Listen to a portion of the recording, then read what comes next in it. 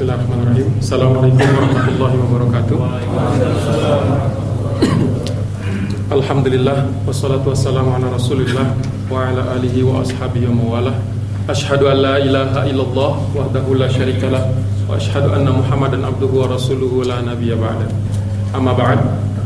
Alhamdulillah, segala puji bagi Allah Subhanahu wa taala yang sudah menyampaikan kita di tempat yang mulia ini. Insyaallah keimanan kita bertambah, ketakwaan kita juga bertambah, dan semoga Allah Subhanahu wa taala memberikan kita keimanan, keislaman dan kesehatan yang senantiasa menjadi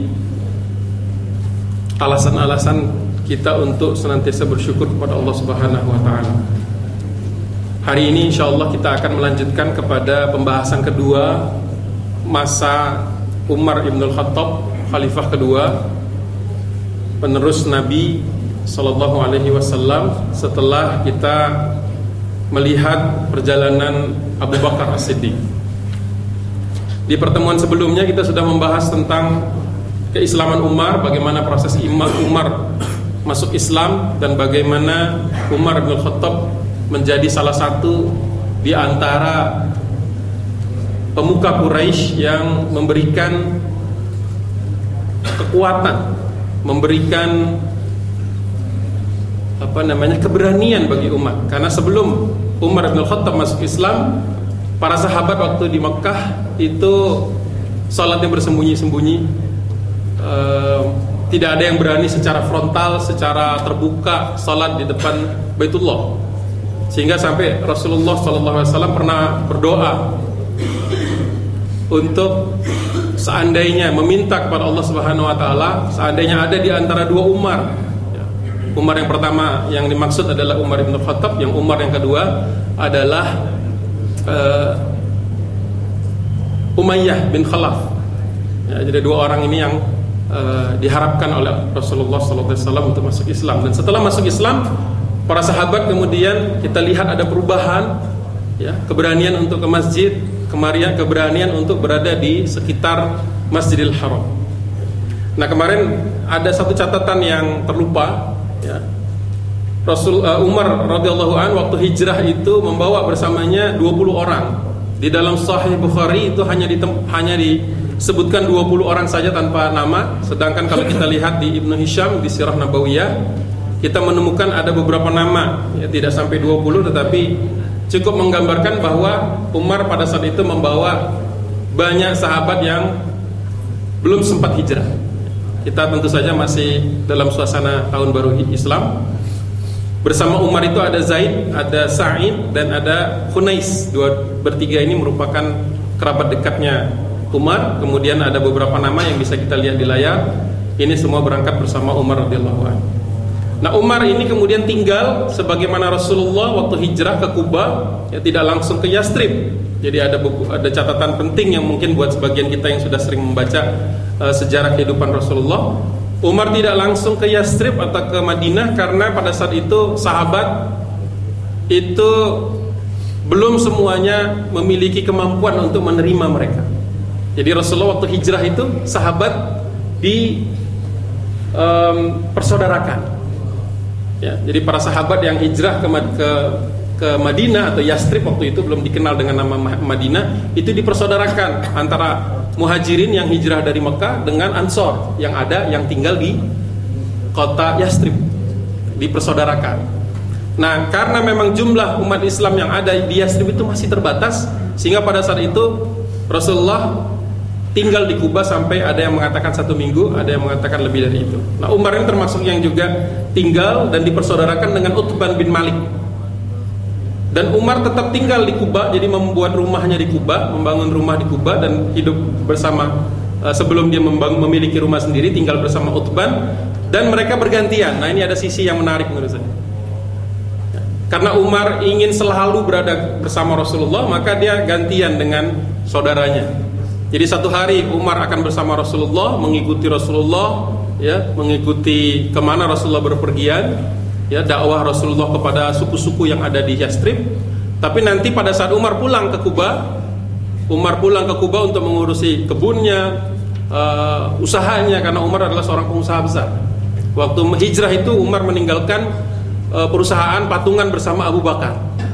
Jadi Umar ini merupakan seorang entrepreneur, seorang yang punya usaha jasa ekspedisi. Jadi kalau Quraisy itu berdagang dari Syam, dari sekarang ini Palestina sampai ke Yaman di selatan, itu perjalanan yang jauh. Itu Umar dan Abu Bakar merupakan orang yang punya bisnis angkut, ya, bisnis shipping, bisnis ekspedisi. Kita tahu Abu Bakar As-Siddiq waktu hijrah itu membawa 5.000 sampai 6.000 dirham. Jadi ini merupakan seorang pemuka umat Islam yang dikaruniai banyak harta oleh Allah Subhanahu wa taala. Nah, tinggal di Kuba, dan pada saat dia di Kuba mengurusi urusannya, Utban itu yang kemudian bergantian tinggal bersama Rasulullah sallallahu alaihi wasallam. Dan ini adalah pola yang sebenarnya umum. Jadi kenapa kemudian dipersaudarakan, di samping kita yang mengenal dasar-dasar di mana persaudaraan dalam Islam itu, ukhuwah dalam Islam itu sudah dicontohkan oleh Rasulullah, tapi ini juga merupakan cara Rasulullah supaya sahabat itu memiliki waktu untuk mencari penghidupan. Jadi sahabat itu tidak direncanakan tinggal bersama Ansor selama-lamanya. Jadi salah kalau kita berpikir seolah-olah Rasulullah ini menempatkan muhajirin di Ansor numpang tanpa batas waktu yang tertentu. Jadi Rasulullah memfasilitasi katakanlah 1 tahun atau 2 tahun pertama, sehingga sahabat muhajirin ini kemudian bisa hidup dengan penghasilannya sendiri, sebelum kemudian mereka akhirnya membangun rumah di Yastrib atau di Madinah. Jadi memang kalau kita hijrah, kalau kita umroh, kita akan melewati daerah yang namanya Kuba, dan ada sebuah masjid Bir Ali, ya, itu ada sebuah masjid di mana kita akan miqat, ya, mengambil niat di situ, sholat, dan kemudian biasanya mengenakan ihram di situ. Bagi yang umroh dari Madinah, itu merupakan tempat di mana para sahabat dulu banyak tinggal. Nah, ini perspektif baru yang mungkin sebagian dari kita belum pernah mendengar atau belum membacanya. Jadi terjawab sudah beberapa pertanyaan yang di pertemuan sebelumnya, bukan pertemuan hari Rabu minggu lalu, tapi pertemuan di awal bulan. Bagaimana sahabat pada saat itu bisa membiayai kehidupannya masing-masing dan memulai sebuah kehidupan dalam tanda kutip baru di Yastrib, ya. Ini catatan untuk pertemuan sebelumnya saja. Menurut saya penting untuk ditambahkan. Nah, khutbah Umar ibn Khattab ketika dia dilantik, jadi proses waktu Abu Bakar sakit menjelang sakratul maut, Abu Bakar ini mengumpulkan sahabat. Dan di antara sahabat-sahabat ini kemudian diambillah beberapa orang yang diminta untuk mempertimbangkan siapa kira-kira yang akan menggantikan Abu Bakar. Nah, ini sebuah pekerjaan yang berat, karena kita tahu Abu Bakar ini merupakan seorang muslim, seorang mukmin yang kata Rasulullah, seandainya keimanan Abu Bakar itu diletakkan di sebuah timbangan, kemudian keimanan umatku yang lain dikumpulkan, semuanya dikumpulkan di satu timbangan yang lain, maka pasti lebih berat timbangannya Abu Bakar. Satu orang dibandingkan keimanan kita semuanya dikumpulkan di satu timbangan, ya, itu masih lebih berat, akan lebih berat timbangan Abu Bakar. Sehingga para sahabat waktu itu sangat berhati-hati siapa yang kira-kira pantas menggantikan Abu Bakar. Ibaratnya kita mencari orang yang begitu mulia, siapa yang akan menggantikannya. Ini sebuah pekerjaan yang berat, karena pada saat itu memang Abu Bakar sudah berusia lanjut dan memang sedang dalam kondisi sakit. Jadi setelah wafat, kemudian para sahabat ini berkumpul dan memutuskan Umar bin Khattab merupakan orang yang paling pantas di antara mereka. Nah, pidato pertama atau khutbah pertama Umar bin Khattab setelah dia ditetapkan sebagai khalifah, dia tidak mau dipanggil khalifah. Karena dia pernah berkata, aku tidak mungkin menggantikan kedua sahabatku. Maksudnya, dia tidak mungkin menggantikan Rasulullah dan tidak mungkin menggantikan Abu Bakar. Makanya kemudian dia memilih titel Amirul Mukminin. Jadi dari 4 Khulafaur Rasyidin yang kita kenal, Abu Bakar, Umar, Utsman, dan Ali, itu yang meminta namanya itu dirubah, judulnya, apa istilahnya, gelarnya dirubah, itu hanya Umar bin Khattab. Jadi dia mengatakan, panggil aku Amirul Mukminin, yaitu pemimpin orang-orang yang beriman. Jadi dia menyetarakan dirinya sebagaimana salah satu di antara orang-orang beriman. Itu aja.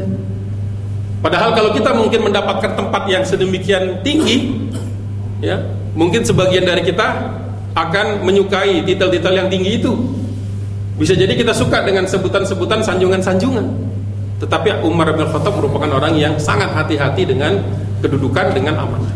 Nah, khutbahnya yang kalau kita baca di Ibnu Hisham cukup panjang, tetapi ini inti-intinya saja, tidak semua saya letakkan di sini. Mungkin untuk yang nanti penasaran atau kurang puas silakan membaca langsung.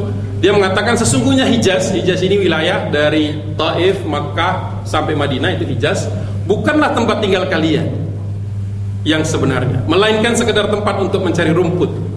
Ini bahasa Umar bin Khattab waktu dia berpidato, berkhutbah di depan para sahabat. Ini ingat, masih ada sahabat-sahabat besar, masih ada semua.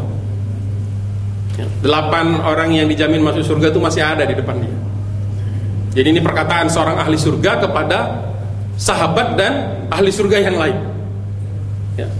Tidak banyak umat Islam yang dijamin masuk surga oleh Rasulullah SAW melalui perantara hadis qudsi. Jadi dia katakan hidup di dunia ini, apalagi cuma di Hijaz, itu sementara. Ya, layaknya orang layaknya penggembala mencari rumput, ya. Begitu hewannya sudah makan kan gerak lagi, nggak mungkin tinggal di situ saja. Ya. Sebab penduduknya tidak akan dapat bertahan hidup kecuali dengan melakukan hal itu.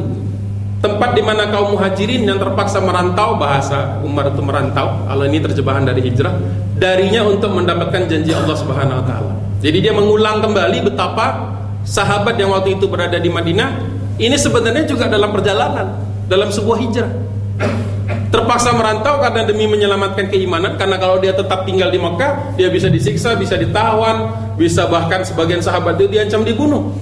Sebagaimana Bilal bin Rabah kan, waktu diketahui oleh majikannya, itu diletakkan di padang pasir, kemudian ditimpa dengan batu yang besar, sekedar untuk memaksa dia kembali kepada agama-agama jahiliyah tersebut. Tetapi kemudian Bilal bin Rabah mengatakan ahad, satu. Sampai kemudian Abu Bakar beriba sekali, menangis melihatnya, sehingga dia mengumpulkan hartanya untuk membeli budak tadi yang bernama Bilal bin Rabah untuk kemudian dibebaskan. Ya, kemudian kita tahu semua kisahnya. Ini kondisinya. Jadi Umar ingin mengulang memori para sahabat sebelum hijrah maupun setelah hijrah. Kemudian pidato itu dilanjutkan oleh karena itu berjalanlah di muka bumi, fantasyiru fil ard, bertebaranlah di muka bumi. Jadi Umar mengetahui psikologi para sahabat, karena Rasulullah dimakamkan di Madinah, dan kita pun kalau kita ke Madinah itu ada rasa nggak mau pulang.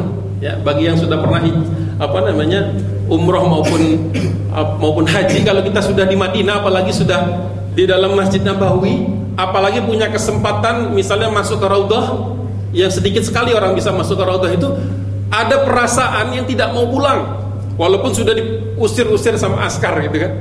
Askarnya kan berdiri di situ kan, disuruh pergi, disuruh keluar, gantian maksudnya.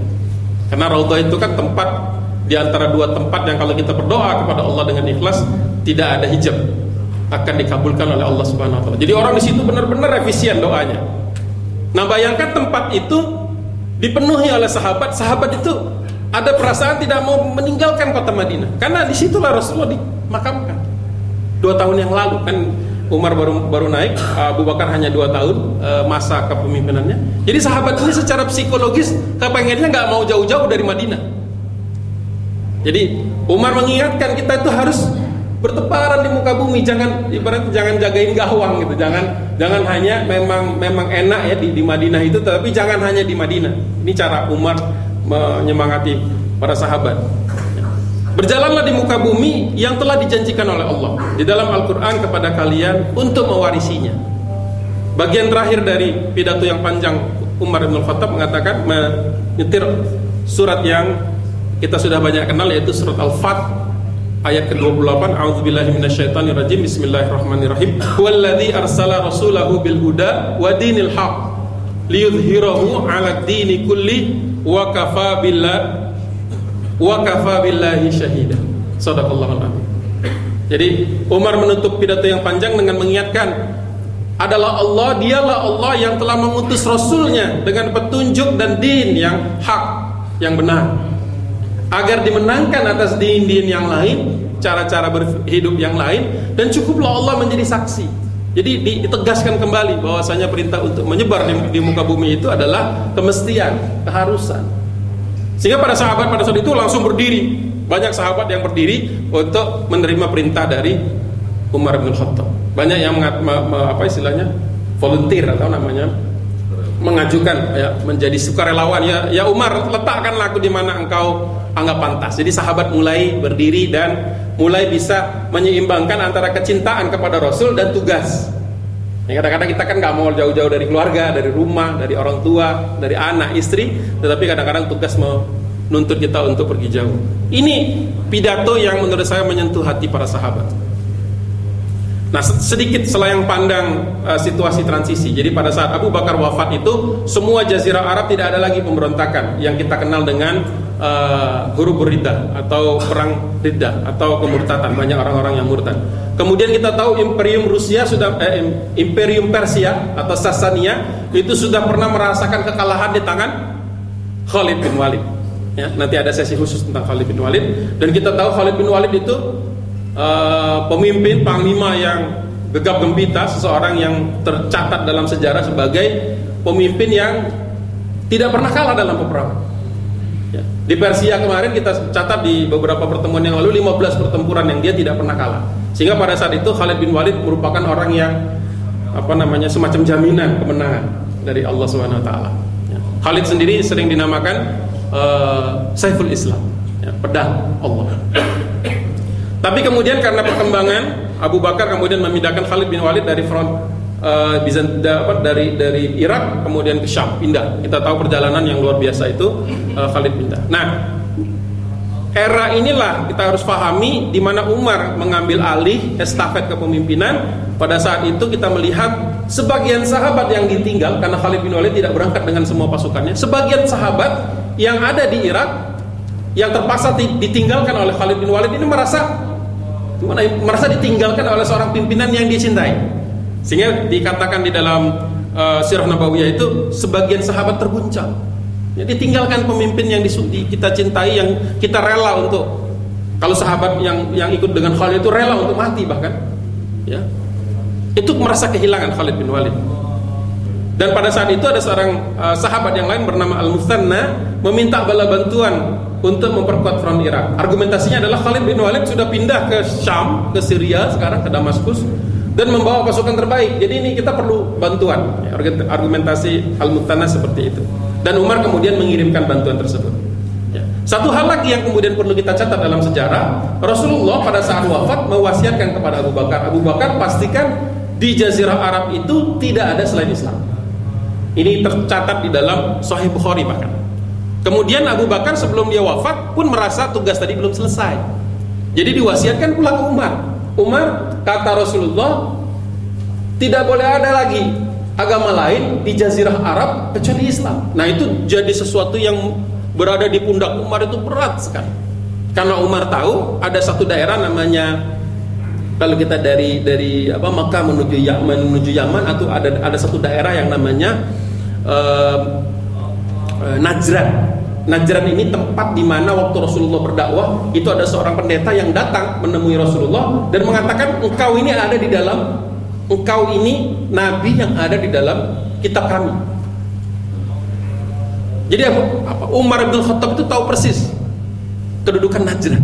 Sehingga pada saat dia datang ke Najran, datang ke ke kampung yang namanya Najran, itu cukup jauh. Kalau dari Taif itu kita terus lagi ke selatan menuju perbatasan Yaman, hampir perbatasan Yaman, ya, negerinya Ratu Bilqis, ya, kalau kita kenal. Itu sampai ke Najran, Umar tidak melakukan penyerangan, tetapi yang dia tawarkan adalah pada saat itu, seandainya mereka mau masuk Islam dulu, ditawarkan oleh Umar. Ternyata sebagian dari mereka mau. Jadi penduduk Najran masuk Islam. Sebagian lagi, terutama rahib-rahibnya, mengatakan kami tidak mungkin meninggalkan agama Isa bin Maryam. Apa pilihan yang diberikan oleh Umar bin Khattab? Ini yang sampai sekarang saya belum pernah bisa mendapatkan jawabannya, kecuali kemudian membaca ulang di dalam kitab Ibnu Hisham. Adalah ternyata Umar memfasilitasi mereka untuk pindah ke kemana? Ada yang bisa nebak? Ke Habasyah. ke Habasyah. Kalau sekarang itu Ethiopia. Di mana memang di situ kemudian bertahta seorang raja namanya Najasyi, yang dulu waktu Rasulullah memerintahkan para sahabat untuk hijrah ke situ, memang diterima dengan tangan terbuka. Jadi penduduk Najran, kalau kita baca buku-buku yang agak sedikit menurut saya kurang kuat sumber-sumber sejarahnya, mengatakan Umar itu membunuh di Najran. Ini hati-hati kalau ketemu yang seperti itu. Harus dibaca lagi beberapa sumber yang lain. Karena sesungguhnya Umar tahu persis kisah sebelumnya. Jadi kalau ditanya kenapa kemudian di Najran itu tidak ada lagi komunitas Nasrani sebagaimana yang ditemukan sebelum Rasulullah wafat, itu ternyata mereka sebagian besar masuk Islam, tetapi pemuka-pemukanya pindah ke Habasyah. Nah, ini catatan-catatan yang menurut saya harus teliti kita untuk melihatnya. Ya, harus membuka kembali sumber-sumber yang otentik, insya Allah.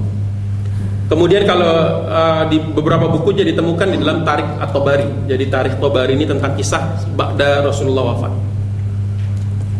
Nah, kita lihat pada saat itu ada beberapa kota di sini ya. Ada, kalau kita tempatkan Madinah di sudut kiri bawah itu, kemudian ada perbatasan warna kuning, itu adalah garis perbatasan Bizantium atau Romawi Timur. Kemudian garis merah ini merupakan garis Persia. Kita temukan beberapa kota ya, yang penting yang sudah pernah kita bahas sebelumnya. Jadi Al-Muthanna itu datang ke Madinah dalam perjalanan yang cukup jauh. Kalau kita tempuh sekarang mungkin kalau menggunakan bis itu bisa sampai 6 sampai 7 jam. Ya. Al-Muthanna intinya mendatangi Madinah untuk meminta bala bantuan. Tetapi pada saat itu dia datang itu persis sebelum menjelang Abu Bakar wafat. Jadi pada saat itu Umar bin Khattab ini masih mengkonsolidasikan masyarakat, sehingga pada saat itu Muthanna tidak langsung mendapatkan jawaban, sehingga dia pulang. Perhatikan, dia pulangnya lewat Daumatul Jandal. Datangnya lewat Nibaj, pulangnya lewat Daumatul Jandal. Ini menegaskan apa yang kita bahas 2 pertemuan sebelumnya, yaitu jalur-jalur yang sudah diketahui oleh Khalid bin Walid. Jadi jalur-jalur jadi jangan membayangkan padang pasir itu tanpa jalan gitu.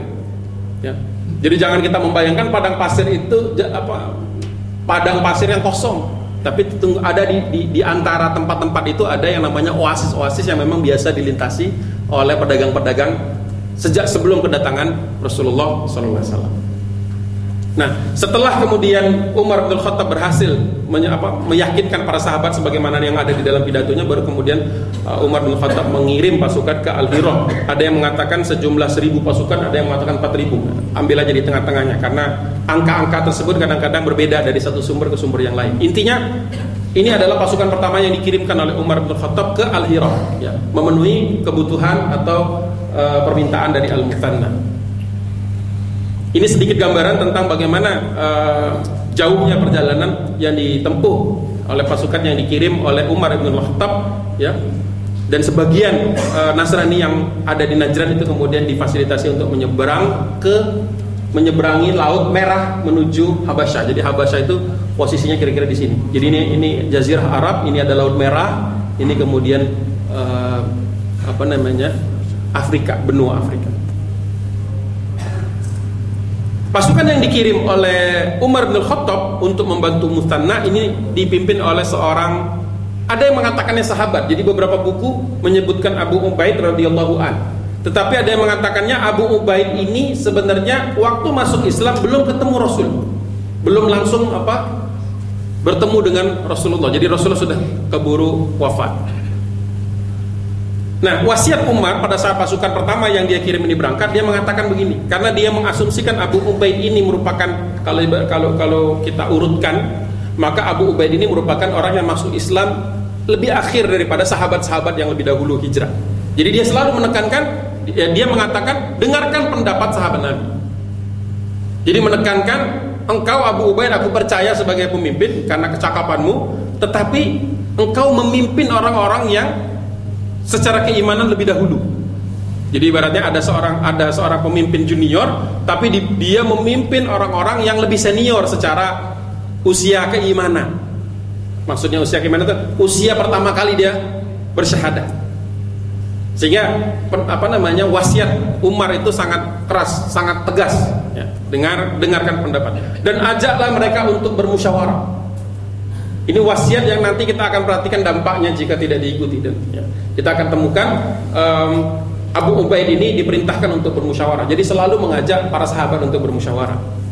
Dan kedua, itu satu wasiat. Wasiat kedua dari Umar kepada Abu Ubaid, jangan terburu-buru dalam berijtihad. Jangan terburu-buru mengambil sebuah keputusan ya, sebelum perkara itu benar-benar jelas. Jadi memang kita diminta untuk dalam, kalau kita mengambil hikmahnya dalam untuk kehidupan sekarang, jangan pernah mengambil keputusan yang tergesa-gesa. Karena kalau kita tergesa-gesa pasti kita mengabaikan beberapa faktor-faktor yang sebenarnya mungkin penting. Tapi karena kita tergesa-gesa akhirnya tidak dipertimbangkan. Nah, ini jangan terburu-buru. Dan yang ketiga, Umar bin Khattab menunjukkan kepiawaian dia sebagai seorang panglima juga. Walaupun Umar bin Khattab tidak maju ke medan perang, tetapi dia memastikan semua yang berangkat dari Madinah itu terkendali, terkontrol.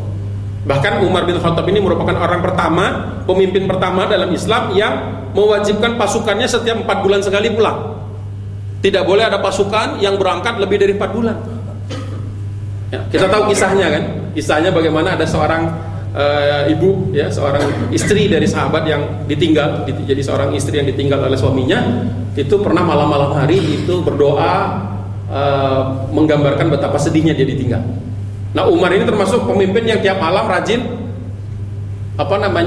dalam tanda kutip inspeksi kepada rakyatnya. Jadi waktu dia mendengar ada doa yang sedemikian rupa, dia merasa sedih. Sehingga pada saat itu dia putuskan tidak boleh ada pasukan lebih dari 4 bulan untuk keluar dari Madinah. Jadi harus balik lagi. Ini luar biasa, pemimpin memikirkan kebutuhan psikologis, kebutuhan kedekatan dia dengan keluarganya, anaknya, istri. Ya, luar biasa. Nah, dia katakan ini adalah perang. Dia mengingatkan kepada Abu Ubaid. Karena Abu Ubaid belum ada pengalaman perang dalam sampai dengan dia ditugaskan. Sedangkan perang hanya cocok untuk orang-orang yang tenang. Ini seorang pemimpin yang luar biasa. Kalau saya coba, walaupun mungkin bacaan masih sedikit, tetapi kalau kita lihat betapa misalnya saya ambil 2 buku, misalnya bukunya Little Heart, ya, seorang kapten dari ketentaraan Inggris yang cukup masyhur di Perang Dunia Kedua. Dia selalu mengatakan, ya, mau jenderal, ibaratnya mau pimpinan tertinggi maupun pimpinan di level bawah, itu selalu yang tenang yang akan menguasai keadaan. Bahasanya seperti itu. Kalau bahasa kita, bahasa anak muda sekarang cool gitu ya. Jadi kondisinya selalu nggak tergesa-gesa. Nah, kalau kita melihat misalnya orang-orang seperti jenderal-jenderal besar di dunia seperti Napoleon, itu kalau kita perhatikan juga punya tingkat kedinginan tertentu. Bahasa saya mungkin kedinginan.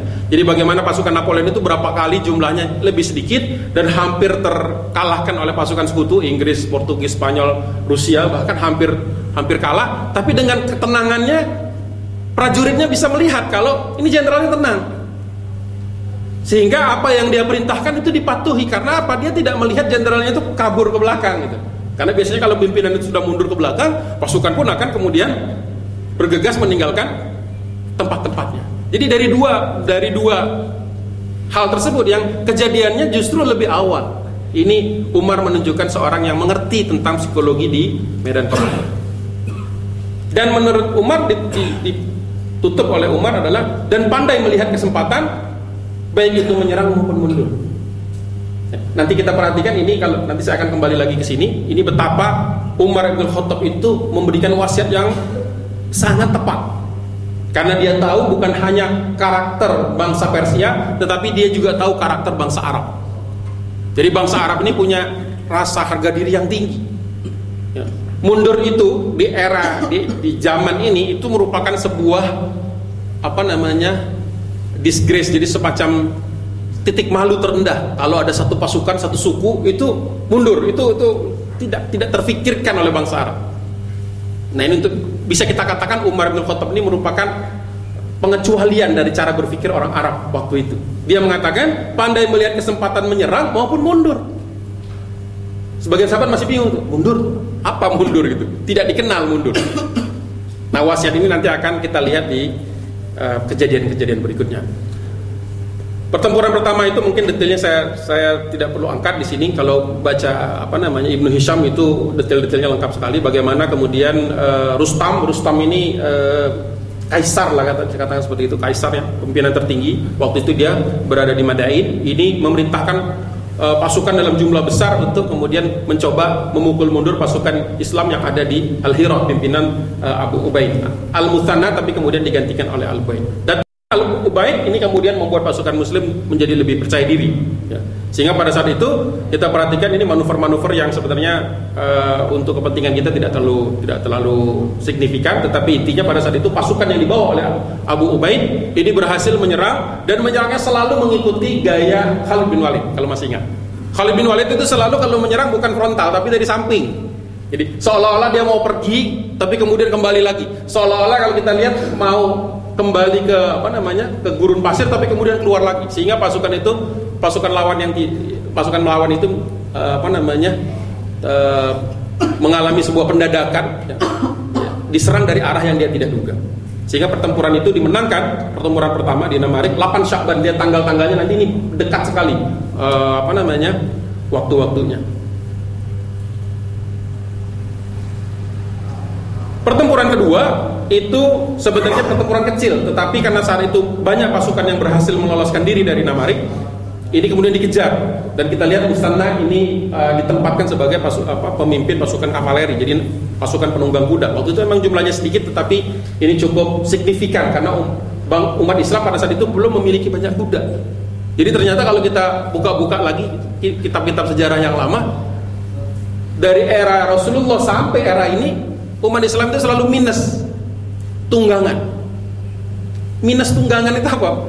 Ini menunjukkan kemampuan logistik yang sangat terbatas. Karena punya kuda itu kan berarti, kata Rasulullah, orang yang berangkat perang itu dapat satu bagian dari harta rampasan. Kalau yang berangkat dengan kuda, dia dapat satu bagian, kudanya dapat satu bagian. Jadi kuda itu setara dengan orang yang berangkat. Karena kuda ini kan perlu disiapkan pangannya, perhatian terhadap kebutuhan dia, air dan rumput dan segala-galanya. Ini menunjukkan betapa pada saat itu ketersediaan pasukan dalam jumlah yang terbatas itu merupakan satu keunggulan bagi umat Islam. Nah, ini dikejar sampai ke daerah yang namanya Kashgar, ya. Dikejarnya itu luar biasa cepat kalau menurut saya, ya. Sehingga pada saat itu Kisra itu mengirim pasukan juga untuk menyelamatkan sebagian yang berhasil melarikan diri ini, tetapi kemudian berhasil dicegat dalam sebuah pertempuran yang bernama Sakotiyah. Nah, kalau yang sebelumnya itu 8 Sya'ban, perang berikutnya 12 Sya'ban, dalam 4 hari menempuh jarak yang hampir bisa disebut 100 sampai 200 kilo, 150 km dalam 4 hari pada saat itu, ya, luar biasa. Kemudian selisih 5 hari, jadi di peperangan sangat dekat waktunya, ya. Di Bagus Yatsa ini kalau sekarang itu hampir sekitar daerah di dekat sungai Eufrat, ya. Para sahabat berkumpul, kemudian di situ terjadilah pertempuran kecil yang kemudian menyebabkan pasukan Persia itu mundur sampai ke Madain. Nah, untuk pertama kalinya Kisra, ya, Rustam itu mendapatkan laporan tentang bagaimana umat Islam itu kalau bertempur tidak pernah melihat ke belakang. Jadi Rustam itu mendapatkan laporan kalau pasukan itu tidak pernah ada yang berniat untuk kembali ke belakang. Pada saat waktu itu di Sasania, pasukan itu untuk bertempur harus diikat dengan rantai. Ya, jadi bandingkan dua peradaban. Yang satu peradaban di mana orang bertempur tanpa paksaan, sedangkan yang satunya lagi itu kalau tidak dirantai mereka akan kocar-kacir ke belakang. Jadi pada saat itu untuk Rustam itu sebuah pukulan yang telak. Pasukan dalam jumlah yang lebih sedikit tetapi punya kemampuan yang dia tidak mengerti apa yang menjadikan orang-orang ini sedemikian menginginkan pertempuran, bahkan kematian, yang pada saat ini mungkin kita susah menerjemahkan, susah melihatnya dalam konteks sekarang. Katakanlah mungkin bukan kematian, tetapi bagaimana pada sahabat pada saat itu berkorban dalam jumlah yang banyak. Kalau seandainya pun kita tidak diminta untuk berkorban jiwa dan raga, katakanlah harta saja, ini luar biasa sahabat meninggalkan kampung halamannya untuk berangkat kepada sebuah perintah seorang pemimpin. Nah, di Jisr ini kita perhatikan ada 3 pertempuran besar yang Abu Ubaid itu selalu melakukan, mengaplikasikan perintah atau wasiat dari Umar bin Khattab. Tetapi di Al-Jisr untuk pertama kalinya dan terakhir kalinya Abu Ubaid tidak melakukan apa yang diwasiatkan oleh Umar bin Khattab. Kalau kita buka kitab sejarah, Al-Jisr ini lebih dikenal dengan pertempuran jembatan, ya. Battle of the Bridge kalau kita buka di Google, ya. Jisr atau Battle of the Bridge itu pasti ketemu, tambahin Umar di belakangnya keterangan, maka kita akan ketemu peristiwa runutnya. Intinya adalah pada saat itu pasukan musuh ada di seberang sungai, pasukan muslimin di bawah pimpinan Abu Ubaid ada di sebelah sungainya yang lain. Di situ ada jembatan yang memang jembatan tua. Pada saat itu, untuk pertama kalinya Abu Ubaid tidak mengumpulkan sahabat untuk meminta pendapat mereka. Hikmahnya buat kita adalah Abu Ubaid berada dalam posisi dia merasa akan menang lagi dengan mudah. Sehingga pada saat itu tanpa konsultasi, tanpa syura, tanpa rundingan, tanpa rapat, apalah namanya, dia memerintahkan pasukan untuk menyeberangi jembatan. Pada saat dia belum mengetahui di seberang sana seberapa besar kekuatannya. Ternyata di seberang sana bukan hanya pasukannya 3 kali lebih banyak daripada pasukan muslimin, tetapi di sebelah sana ada pasukan gajah yang dia tidak ketahui. Sehingga pada saat pasukan menyeberang itu, banyak pasukan muslimin yang belum siap dengan barisan-barisannya, jadi belum rapi, tetapi pasukan gajahnya sudah datang. Sehingga pada saat itu banyak sekali yang terinjak-injak, bahkan diantaranya yang syahid pada saat itu adalah Abu Ubaid. Abu Ubaid ternyata sudah mungkin merasa hari itu adalah hari dia, ya. Sudah sebelum berangkat mewasiatkan kepada kalau saya terbunuh, maka engkau yang menggantikanku. Nanti kalau kamu terbunuh, dia terus sampai 7 orang. 7-7-nya itu diinjak aja. 7-7-nya menghadapi al-maut. Sehingga orang yang ke-8 adalah al-muthanna, karena tidak ada lagi setelah yang ke-7 yang terakhir itu tidak ada lagi wasiat. Sehingga pada saat itu yang paling senior di lapangan adalah al-muthanna. Al-Muthanna, pasukan berkudanya, mengatakan tarik mundur. Jadi untuk pertama kalinya apa yang diwasiatkan oleh Umar bin Khattab terpakai. Karena ternyata berperang itu tidak selalu maju, tapi boleh mundur. Sehingga waktu mundur, pasukan itu sudah dirasakan sudah cukup banyak yang mundur, itu diputus jembatan tadi. Sehingga banyak juga yang masih belum semuanya menyeberang, itu kemudian akhirnya tenggelam di laut, di sungai. Hikmah yang paling besar dari pertempuran Al-Jisr adalah sekali kita tidak setia kepada wasiat, apalagi dari seorang pemimpin yang kita ketahui keimanannya, maka dampaknya langsung kemudian dirasakan Abu Ubaid. Setelah 3 pertempuran gemilang, kemudian dia menerima atau mendapatkan kekalahan. Setelah setelah Al-Muthanna mengambil kepemimpinan, ya, jembatan tadi sudah diputus, ya, dan berita sampai ke Umar berpidato di Madinah. Begitu dia mengetahui syahidnya Abu Ubaid, kekalahan pasukan Islam untuk pertama kalinya di front ini sejak ditinggalkan oleh Khalid bin Walid, dia mengatakan, aku umumkan kepada penduduk Madinah atas kematian para pemuda. Jadi ternyata yang paling banyak menemui penciptanya hari itu adalah pasukan-pasukan yang muda, kalangan-kalangan muda. Makanya kalau di dalam peribahasa kita kadang-kadang ada istilah berdarah muda. Ini yang kemudian begitu semangat menyeberangi jembatan tadi, sehingga yang syahid itu sebagian besar berusia di bawah 20 tahun. Jadi sahabat-sahabat termuda ini yang kemudian menemui ajal. Kemudian dilanjutkan, jadi ini Umar bin Khattab untuk pertama kalinya berpidato ala sajak atau puisi. Orang seperti mereka pantas ditangisi oleh wanita semuanya. Jadi bahasanya itu bahasa-bahasa sastra.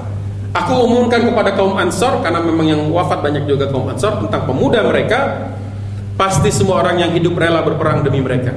Tercatat di dalam buku sejarah, di dalam Ibnu Hisham maupun At-Tabari, yang syahid itu adalah 4.000 orang, sedangkan yang bertahan di seberang sungai setelah diminta mundur itu adalah 2.000 orang, dan 3.000 orang tidak ditemukan di mana posisinya. Ada yang mengatakan tenggelam di sungai, ada yang mengatakan banyak yang melihat mereka berlari ke belakang sebelum peristiwa tersebut menjadi sebuah kenyataan kekalahan. Jadi kalau kita perhatikan di sini 9.000 orang terbagi ke dalam 3 golongan. 4.000 yang wafat, 2.000 yang tetap bertahan, 3.000 yang melarikan diri. Dan hampir dalam sebuah kejadian kita semua masuk ke dalam kelompok ini. Entah kita kemudian orang-orang yang binasa dalam sebuah keputusan yang mungkin salah, atau kita orang-orang yang terus sigap untuk menghadapi tantangan berikutnya, atau kita menjadi orang-orang yang kemudian melarikan diri. Ya, semoga tidak termasuk yang terakhir itu. Karena melarikan diri itu merupakan bisikan-bisikan yang biasanya membuat kita jadi ingin menjauhi tanggung jawab.